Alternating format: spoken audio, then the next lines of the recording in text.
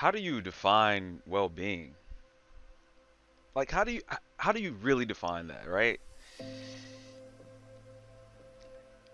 I've got my definitions, Google's got a definition, and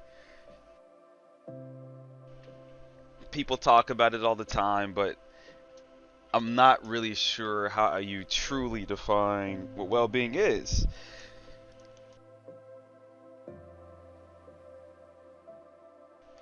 It's your ability to get your way in life and in business or in veterinary medicine. So personally and professionally, well-being is your ability to get your way, to get what it is that you truly desire, while understanding that it's not about the end result, while understanding that it's not about the actual thing that you want to get. It's about the journey. I think that's pretty good. Yeah, in terms of a definition for you.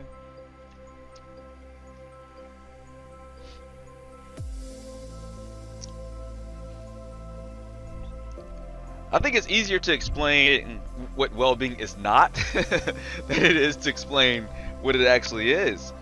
Because to me, well-being is not diet and exercise. And I think that's one of the biggest misconceptions, just one of the biggest myths or things that's being talked about is, you gotta have, maybe it's not a gym membership anymore since it's COVID, but you've gotta work out, you've gotta eat right, and that's a good thing. But I believe that well-being is so much deeper than that, personally.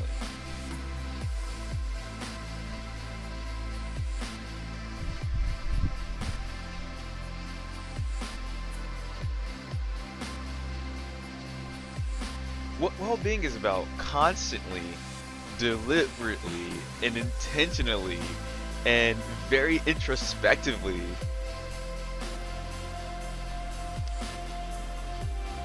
evaluating without judgment your life. That's what it is. It's that.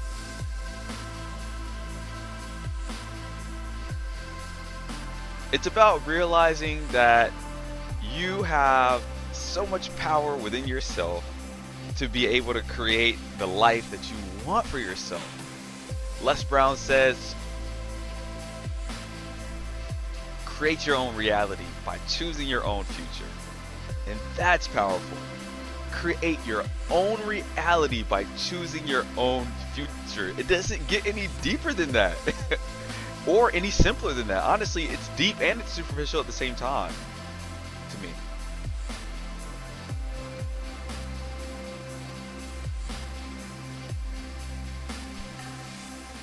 Like, take for example, right now, as I'm recording this, I am doing laundry and I'm about to work out, drinking a pre-workout supplement. I like those. And it just goes to show that you can do multiple things. You can hack life, right? I'm not trying to one up life. I'm just hacking it. I'm just hacking life. And so I'm doing work at the same time. I'm way behind on my laundry, so um, it's been a busy week, 2 weeks, busy year so far already. But it feels good to know that it's okay. It's okay to get behind on the laundry. It's okay to get behind on your work and things of that nature. It's okay. It's totally fine.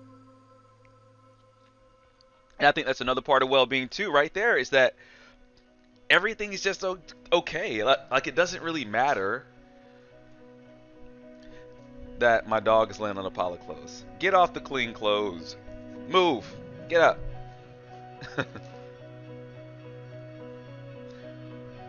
Hanging out with my dog today. And I enjoy that. I enjoy hanging out with my dog. So just I'm actually doing multiple things. I'm hanging out with my dog while I'm doing my laundry, and while I'm recording this, and while I'm preparing to work out, and while I'm just honestly basking in the beauty of life, remembering that I'm in control, remembering that my life will be as good or as bad as I want it to be, and that at any time I have the power. I have the power. That's what empowerment is. Knowing that you have the power to change your life for the better, or in whatsoever direction that you want to change it in.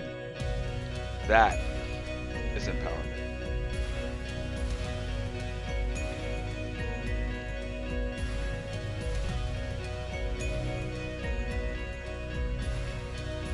You know, I remember when I was first starting my journey.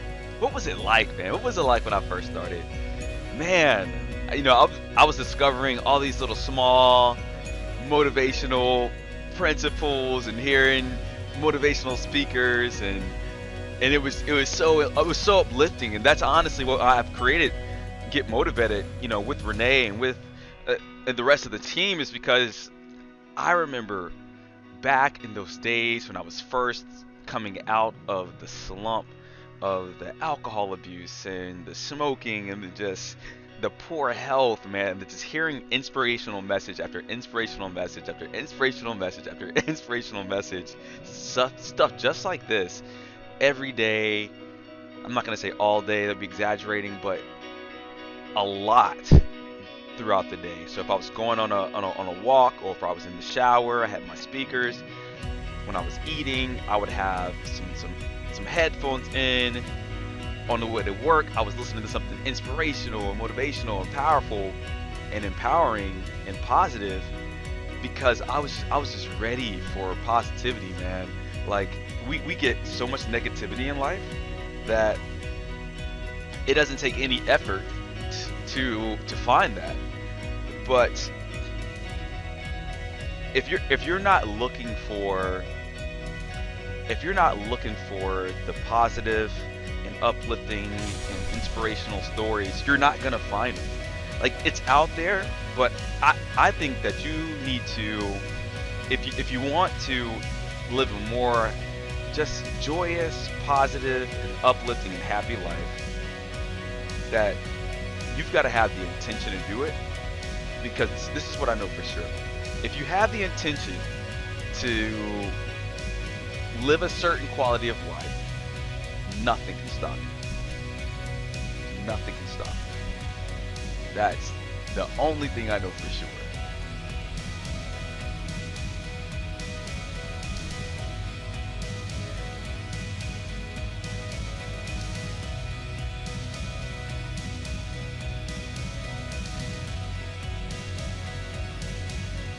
And so if I were to ask you right now, like, what is it that you're going after in life? What are you going after? What is the intention that you have for your life? So as a veterinary professional and as a human, what are your intentions? My intention, for example, is to live my dream life every single day, no matter what. So I know that negative things are going to happen. That happens, right? It's kind of a part of life, that sometimes bad things happen. And I'm not saying that we can ever eliminate that, but we can change our perspective. And through changing our perspective, we can really eliminate things in my life. So another point I want to talk about, I know I'm getting a little bit sidetracked here. We're going to come back to intention in a second, but how do you handle the negative stuff that happens in life? How do you handle that? When it comes, when it hits you, what do you do?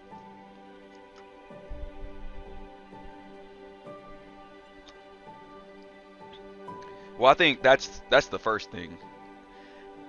You've got to realize that it's coming, and that if you know it's coming, you can prepare for it.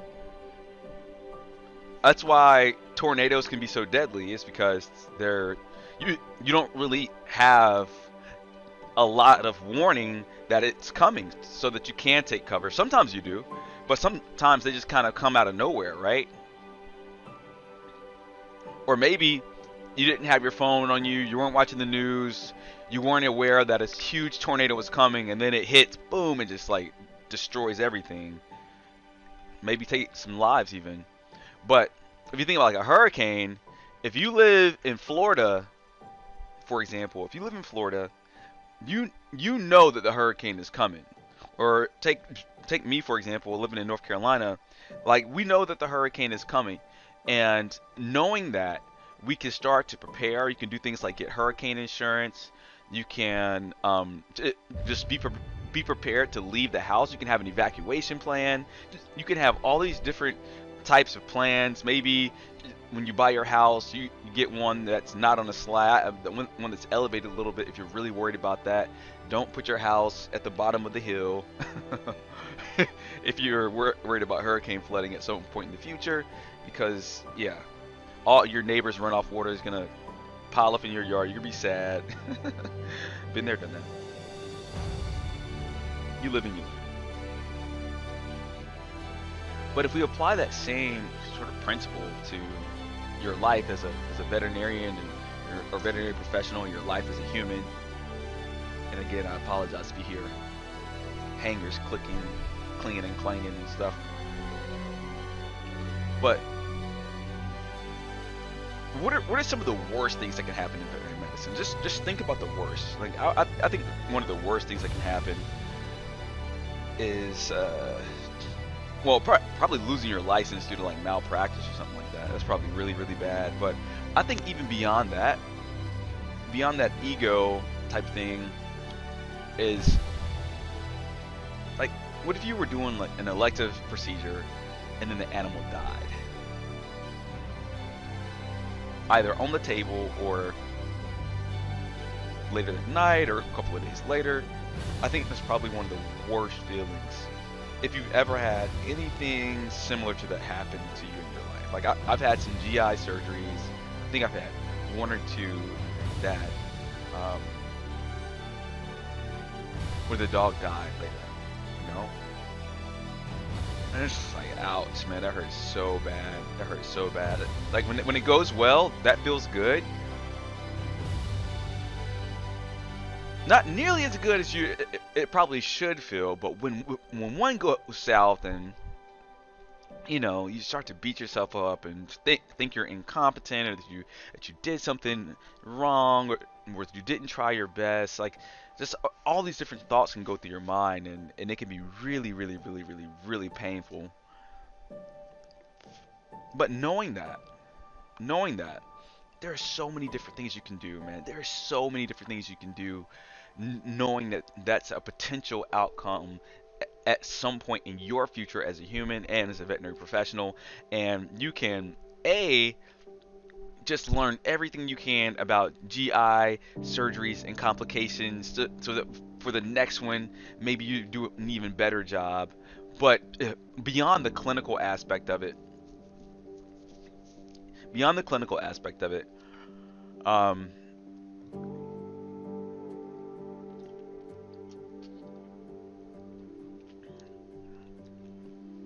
let's just assume that you do an amazing job clinically and it still goes wrong. Okay, it still goes wrong. For whatever reason it goes wrong. How are you going to handle that mentally and emotionally? What are you going to do? What coping mechanisms do you have to protect yourself? Yeah, you can pack it up and quit and say, I'm never doing a GI surgery ever again. You can even leave the profession if you want to, but that's not going to solve your challenges, because guess what? Someday, if you know people at all, someone's going to die. Maybe it's a family member, maybe it's a friend, maybe it's a public figure that you really admire. Something's going to happen, someone's going to die, and it is going to hurt like hell. Guaranteed, right? Like, we know this for a fact. People are born and people die. No doubt about it. And oftentimes, we don't know how to handle that.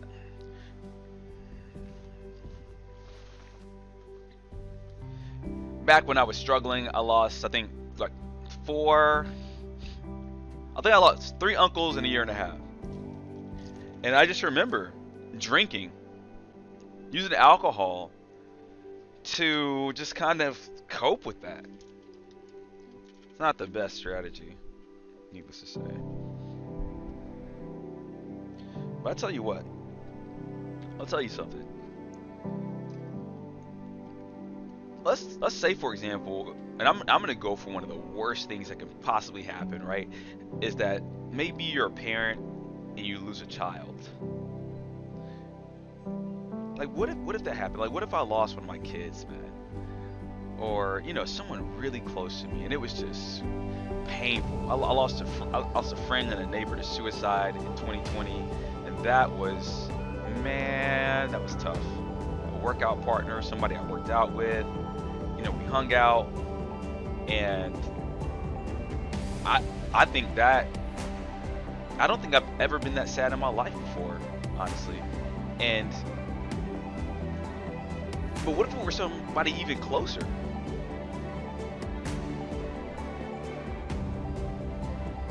If I lost a kid, I'd probably be torn up for all eternity, quite honestly. I'd probably think about it every day, and I'd probably just never be able to get over that. But this is where well-being comes in. Well-being isn't something that comes and goes with the rising and the setting of the sun. Well-being isn't something that comes and goes when life gets hard and then comes back again when life gets easy. It doesn't fluctuate like that. And here's the major thing about well-being. It's not equal to happiness. So you can be unhappy and still have well-being. And if I were to lose someone, well, I'd be torn up. I'd be torn to pieces. But I tell you one thing. I have committed to myself that I will continue to push forward towards my dreams and a life of my full potential, a life of well-being. And so no matter what, I have made a decision that I am never going to slide. And that if something painful happens to me in my life, that I'm going to flip that around. I'm going to find energy in that. I'm going to find determination in that to push forward. So yeah, I may be sad for the rest of my life when I think about that, but I'm also going to get some positive energy from it. And I'm going to use that positive energy to make an impact on the world, to make an impact on my life, to make an impact on the life of others, to pursue my dreams, to pursue my goals, to pursue my passions, my hopes, my aspirations, even harder. Because I know that whoever left this place, that left me in such a sad and distraught emotion or feeling, I know that's what they would want me to do anyhow. And so in honor of them, and in honor of myself, and in honor of society, and as it relates to Get MotiVETed, in honor of the veterinary profession and well-being for everyone who steps into the profession, that's what the heck I'm going to do personally. I'll never stop. Never stop doing that. The more painful the event, the stronger I'm going to come out of it. Now, that's not to say that I need painful things to happen to me in order for me to, get up and get going. You don't want that. You don't want to have to say I'm gonna wait until something really bad happens, and then I'm gonna turn that pain into energy, and then I'll get started. No, get started on your dreams, on well-being now. Get started now. Sit down, think about what it is that you want out of life. Rekindle that feeling of being a little kid again. I never want that to go away. Not in some like weird Michael Jackson way, but like I love the curiosity that came with being a kid. I loved the freedom that came where you just you wanted to do something, you wanted to be imaginative, you wanted to play pretend. I do that all the time. I still, up in my man cave, I play pretend that I've created like some business that changes the world, Just play pretend all the time.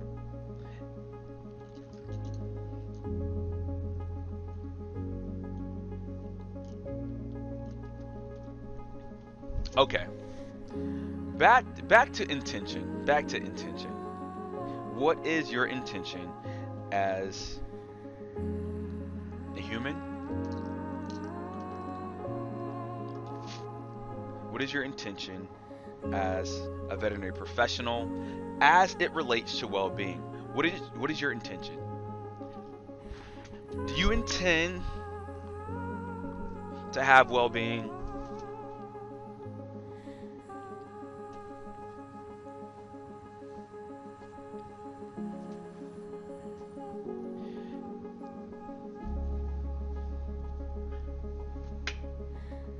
And how often does that come across your plate, your mind,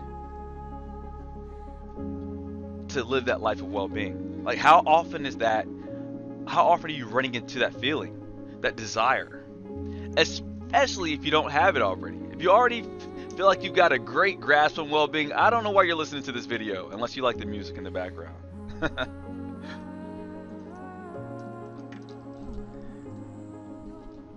But if you don't have things figured out already, and life's kind of challenging at times, and you feel like burnout and veterinary medicine and life and relationships and finances are kicking your ass, how often is the topic of well-being crossing your desk on a daily basis? How often is it crossing your mind? That's what I mean by your desk. Your mind is your well-being workstation. It's where you do the work in your mind.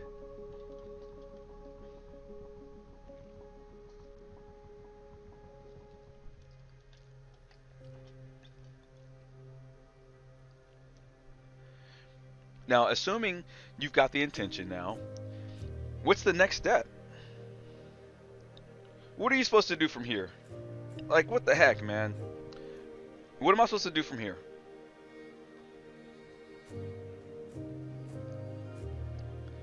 I'm going to tell you.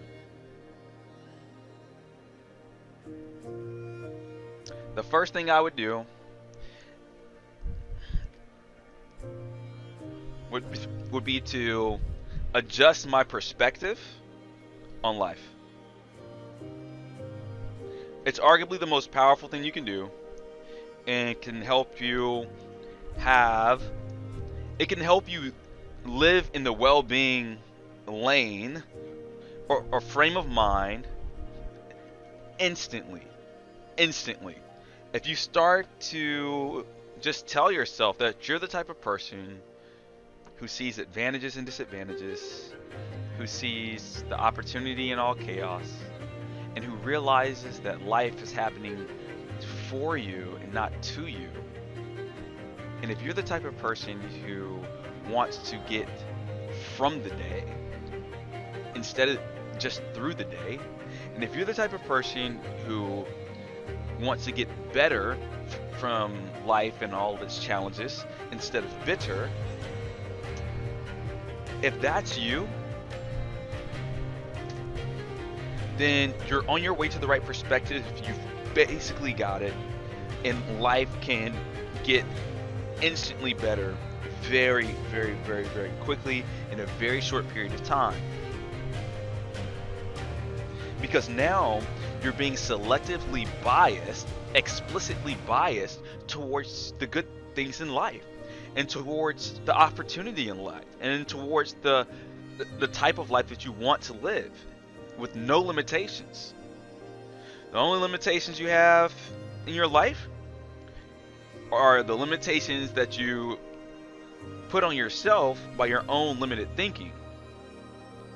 Those are the only limits. Other than that, there are none. Everything's possible. That's the way I proceed in my life, is that everything's possible.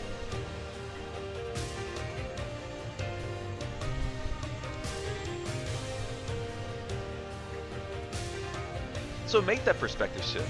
And let's look at veterinary medicine for a second. Like, right?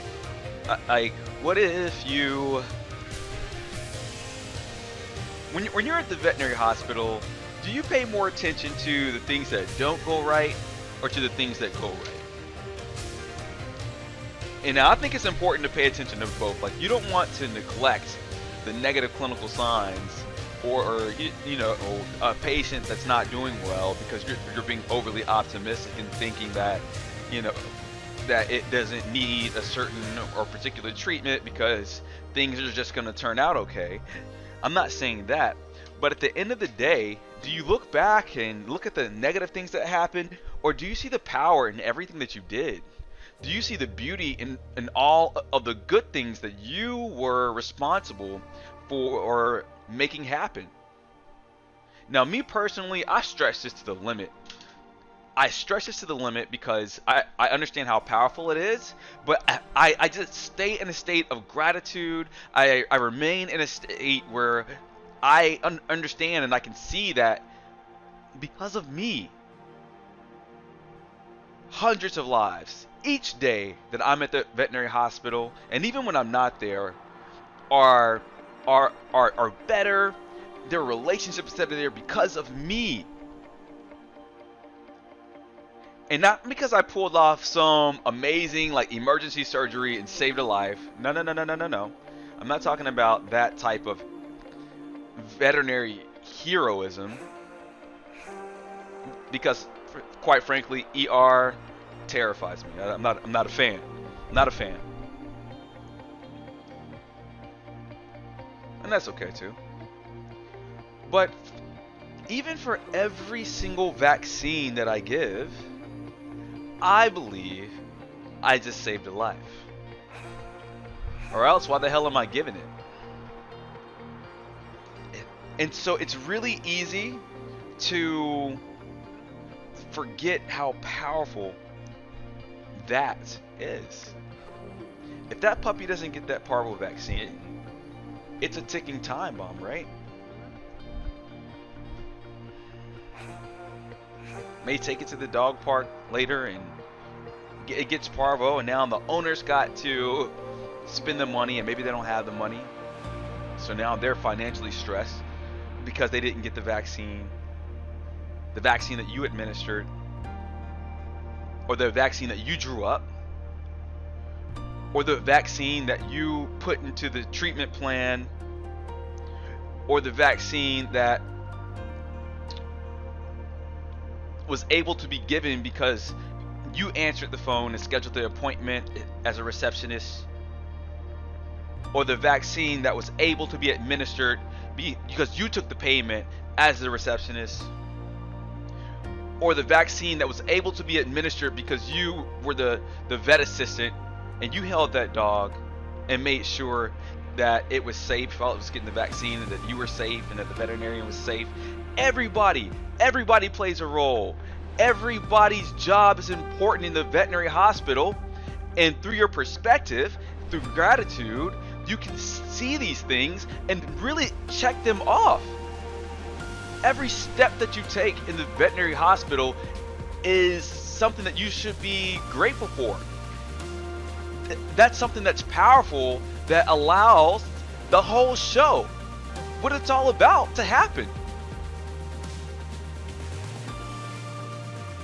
And we really, as a profession, must embrace that. We must embrace these things. Because right now, people are getting mentally and emotionally beat up and abused and terrorized because we're not appreciating all that happens at the veterinary hospital. And that's a mistake. That's a mistake. So whether you're the surgeon doing some amazing procedure that I'm so glad you're doing it because I don't want to do it, or whether you're the receptionist just taking phone calls, making follow-up calls, checking people in, checking people out, smiling at the clients to make them feel comfortable, whatever your role is in the whole show, even if you're just putting good energy towards the profession, I don't care. It doesn't matter. It's so important. It's so important. You're important. It's all important, and we must operate like that.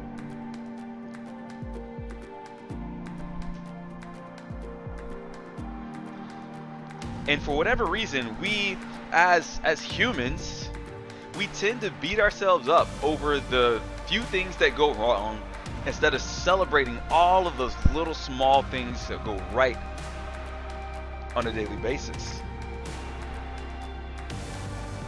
Why do we do that to ourselves? I don't know why we do that to ourselves, but we tend to do that to ourselves, right? You've seen this before. You've probably done it to yourself. I've definitely done it to myself. And even now, as you know, a well-being enthusiast, I still mess up and do that sometimes, and I will be hard on myself if something doesn't go right. That's okay. I'm not here to be perfect. I'm here to try to become complete. Why can't we look at the negative things that happen or the bad things that happen? It's like, how about this? Write them off like you would an expense or a deduction on your taxes. Write off the negative things. Write them off. Let them go. Let them go. It's okay. You're going to make more mistakes in the future. Go ahead and get used to it.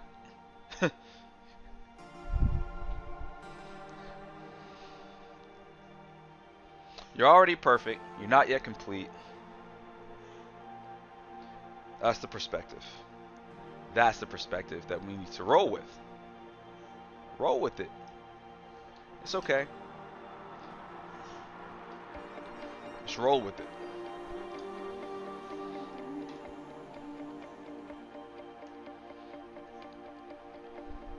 I think it's Wallace Waddles who says that the more that you're grateful for, the more that you're going to have to be grateful for in the future. And that's powerful. Right? That's powerful. And I believe that. I believe that.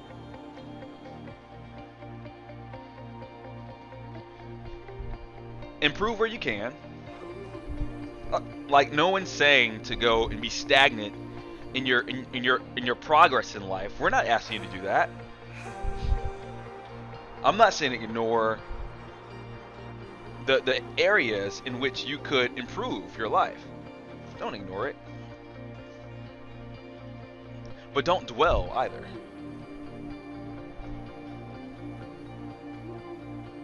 Don't dwell either.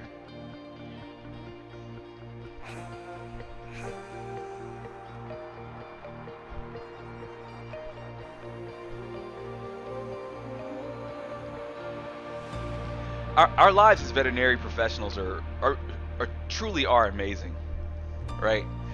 I know there's this whole thing about, you know, it's like veterinary professionals get amazingly cynical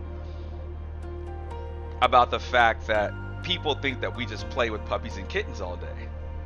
And I get it. It's kind of a joke, right? Like, we don't just play with puppies and kittens all day. Like, maybe that's nothing we should be bragging about.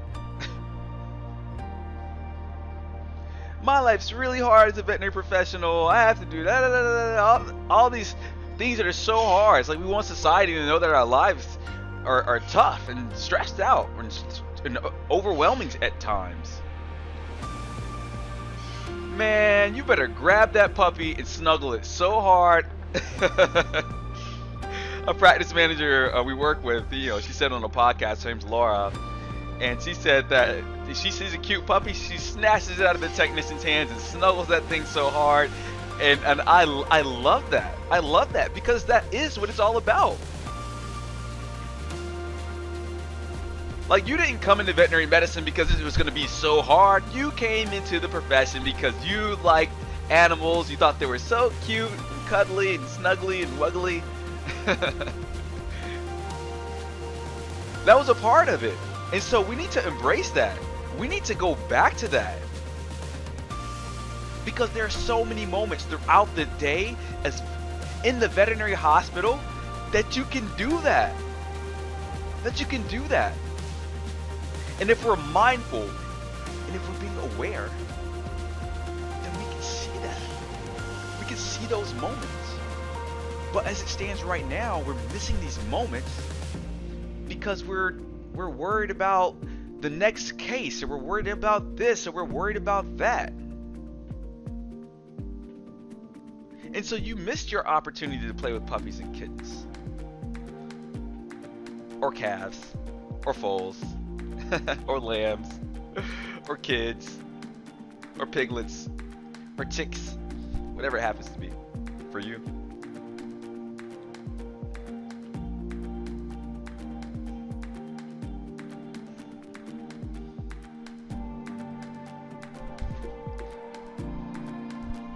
Yeah, sometimes we have to put out fires and blah blah blah. I get it.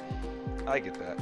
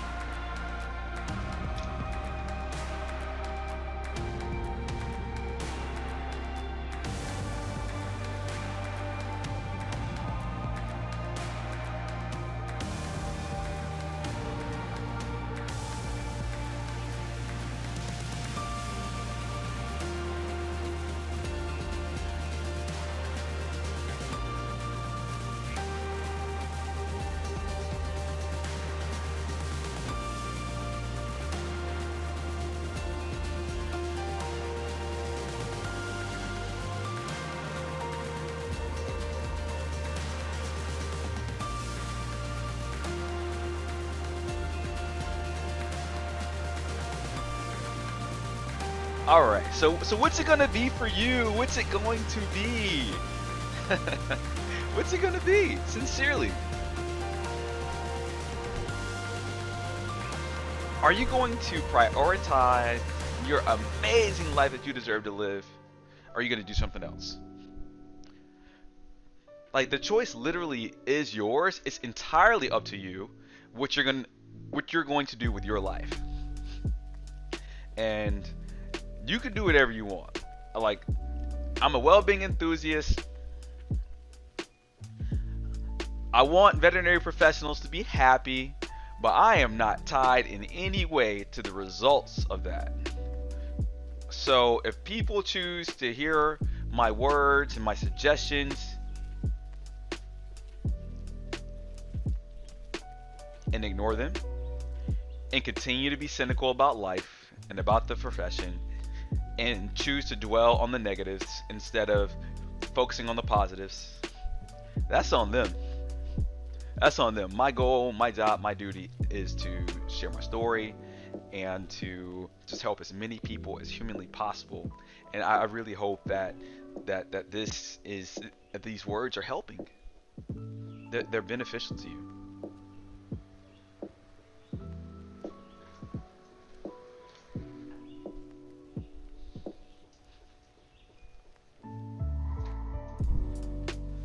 The world is yours for the taking.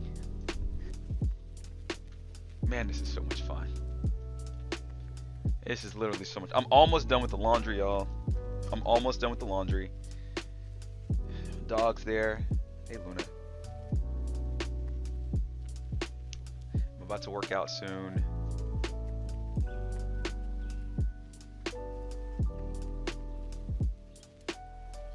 I just had this dream, man, that one day the veterinary profession is going to just be so very different, so very different.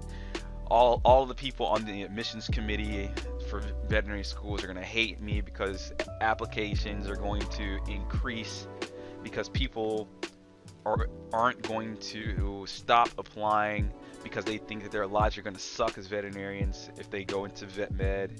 And I hear that so often, and it really pisses me off. It drives me. It literally freaking drives me when I hear people say that, you know, because of the student loans or because of the stress and you're underpaid, yada yada yada, and social media bullying. When I hear all these different things, it pisses me off, but at the same time it freaking drives me to do something about that. I'm not gonna sit back and watch that happen. No, I'm gonna do my part in helping people realize that you can have a life of your dreams and complete happiness as a veterinary professional and as a human, and you don't have to sacrifice one or the other. You don't have to sacrifice your enjoyment of life. You don't have to sacrifice your human basic well-being for veterinary medicine. You don't have to do that shit. You don't. A lot of people are. I get that. But that doesn't have to be you. A lot of people is not you. It doesn't have to be you. You can choose whatever the heck you want. And that truly is my suggestion for you as an individual and as a human. To choose well-being, to choose the best life possible, to choose your family, and to choose the pets, and to choose the clients, and to choose your place of work, to choose them all. Choose them all. And find an excuse to win. Find an excuse to win. And if we're honest with ourselves, and if we're truthful with ourselves, and especially if you're a veterinarian right now, if you're a veterinary student, if you're a licensed veterinary professional, I want you to do one thing for me right now. I want you to think about all the time, all the energy, and all the money that you spent to get the veterinary knowledge base that you have right now. Now, if you're a veterinarian, I know exactly what you went through, because I went through it too. Waking up early in the morning, sometimes staying up late. I've slept in the library the night before an exam because I'm trying to cram it all in. When was the last time you did that for your well-being? When was the last time you did that to find the treatment plan for burnout for yourself? When was the last time you spent that much time, money, and energy on your relationship that's struggling with your significant other? When was the last time you did that? Because think about it. Had you not have put that energy into becoming a veterinarian, you wouldn't be one. If you didn't go out there and get all those experiences and study hard and pass organic chemistry and physics and all these other god-awful classes, like if you didn't do all of that, you wouldn't be a veterinary professional right now. So you put in the work. You're a professional learner. You're a professional grinder. You are a professional, and I'm asking you to be a professional at well-being right now. So you can get some of this good juice. So you can get some of this good well-being juice. It feels good. It feels good to be uplifted and to know that you're doing so many good things on a daily basis for pets and for clients and for society. One Health. It's bigger than you.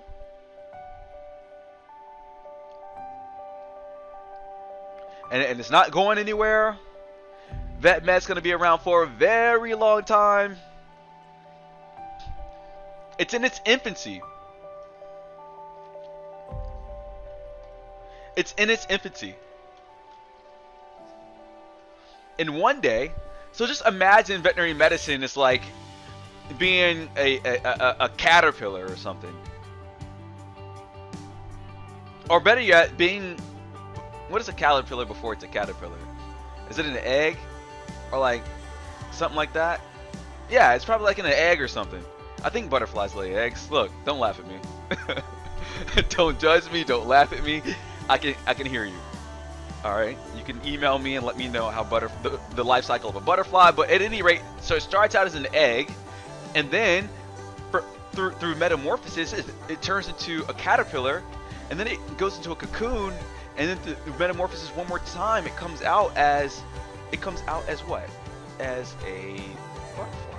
Big old beautiful butterfly.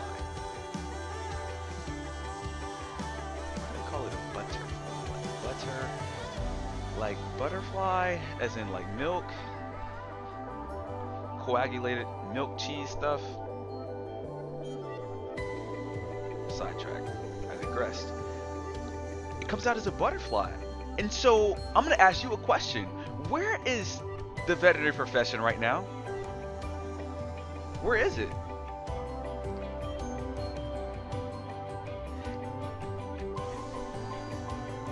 In terms of veterinary medicine, if we looked at it like phases of metamorphosis, what phase are we in?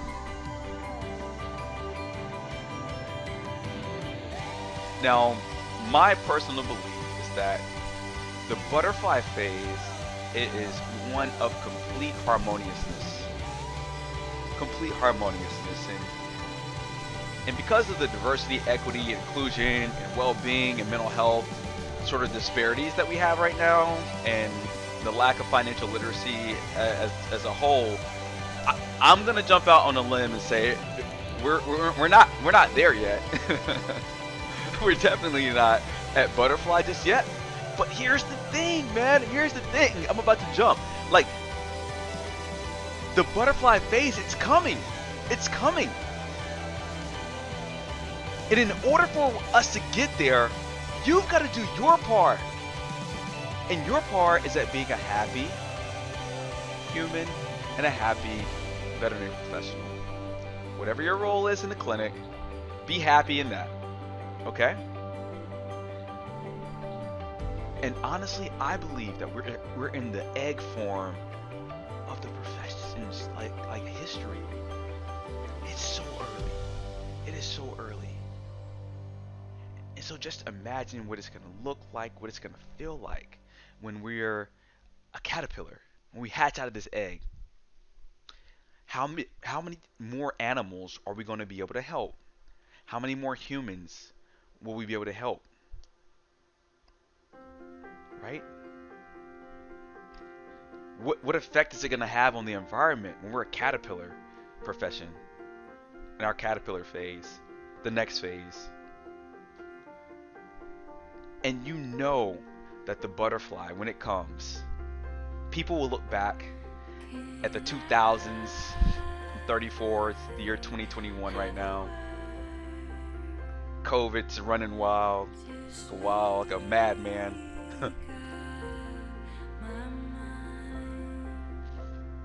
We're gonna look back at all the work that you're doing. It means something, and it matters, man. It matters, whatever you do. I don't care if all you do is scoop poop and wipe the tables and spray the tables, or open boxes or do inventory, or whatever your role is in the hospital. It is so valuable to us having the masterpiece of a profession that's on its way. Another way I like to look at it too, y'all remember Bob Ross, the painter, the artist? You know how he would start out with a blank canvas and his little paint tray and his brush. He had one that looked like a blade. I don't even know what it's called, right? But he would start out and he would be going, and you'd be like, okay, what's he making today? you would have no clue. Or I think sometimes you would even have a picture of what he was about to create or something like that. I can't remember 100%.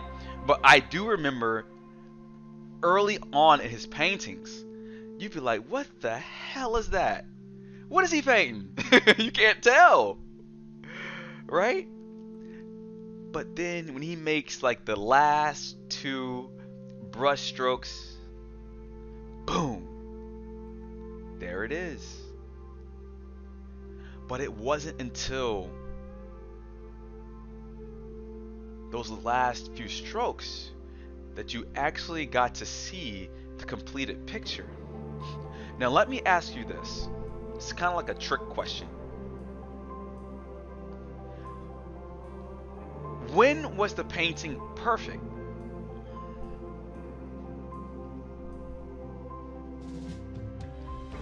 When was the painting perfect? The painting was perfect when it was a blank canvas. It was perfect one brush stroke in to the painting. Before there were ever any happy trees and happy lakes and happy clouds and happy, I think he would put animals in his painting sometimes, happy deer, whatever. It was perfect. It was perfect. Then, at the very beginning, when it was just a thought in his mind about what he was going to paint, and even if he was just winging it,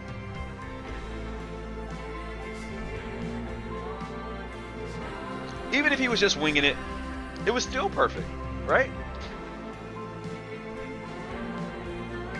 The whole way through, it's perfect.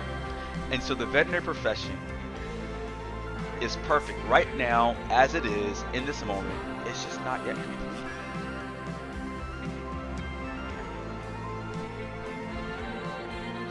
And the only way we can get to perfection, in my opinion at least, is through everyone realizing that it's perfect now.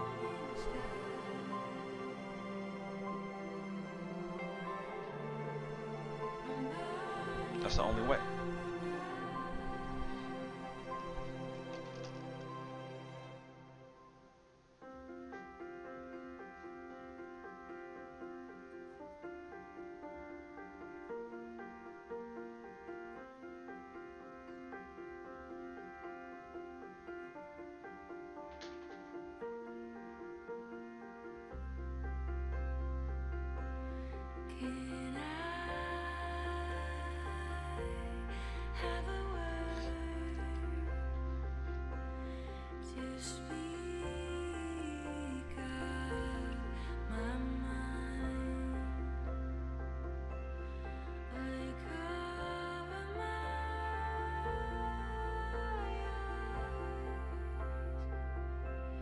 To see